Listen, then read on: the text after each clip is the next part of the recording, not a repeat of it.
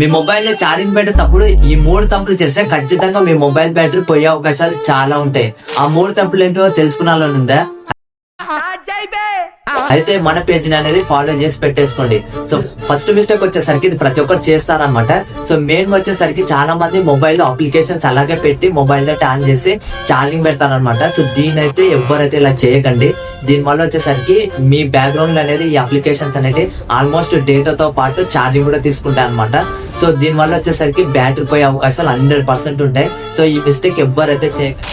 Second mistake వచ్చేసరికి మీ ఇంట్లో చిన్నపిల్లలు 100% ఈ మిస్టేక్ అయితే చేస్తారా. అండ్ మీరు కూడా సో చిన్నపిల్లలు వచ్చేసరికి ఎక్కువగా మూవీస్ లేకుంటే గేమ్స్ ఆడతారనమాట, అలాగే ఛార్జింగ్ పెట్టేసి. అండ్ మీరు కూడా ఎప్పుడైనా అర్జెంట్ లో ఏదైనా కాల్ వస్తే అలాగే ఛార్జింగ్ పెట్టి ఫోన్ కాల్స్ అనేవి మాట్లాడతారు. సో ఇవి అయితే అస్సలుకి చేయకండి, ఇది చాలా డేంజర్. దీని వల్ల వచ్చేసరికి మీకు అనేది బ్యాటరీ పోవడంతో పాటు మీ మొబైల్ బ్లాస్ట్ అయ్యే అవకాశాలు 100% అయితే ఉంటాయి. సో కాబట్టి ఈ మిస్టేక్ ఎవరు చేయండి. థర్డ్ మిస్టేక్ వచ్చేసరికి ఇది ఎవరో ఒకరు చేస్తారు ఈ మిస్టేక్ అనేది. ఈ మిస్టేక్ అస్సలు చేయకండి.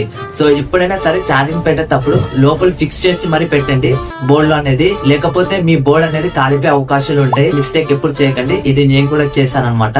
సో మీరు కూడా ఎప్పుడైనా ఈ 3 మిస్టేక్ లో ఏదైనా చేస్తే ఖచ్చితంగా కామెంట్ సెక్షన్ లో చెప్పండి, నేను కూడా చూసా. అండ్ ఈ వీడియో మీకు నచ్చినట్లయితే ఖచ్చితంగా లైక్ చేయండి. అండ్ ఇట్లాంటి మరెన్నో టిప్స్ అండ్ యూస్ఫుల్ ఇన్ఫర్మేషన్ కోసం మన పేజ్ అనేది ఫాలో చేసి మాత్రం పెట్టేసుకోండి. మనమైతే నెక్స్ట్ వీడియోలో అయితే కలుద్దాం. జై హింద్.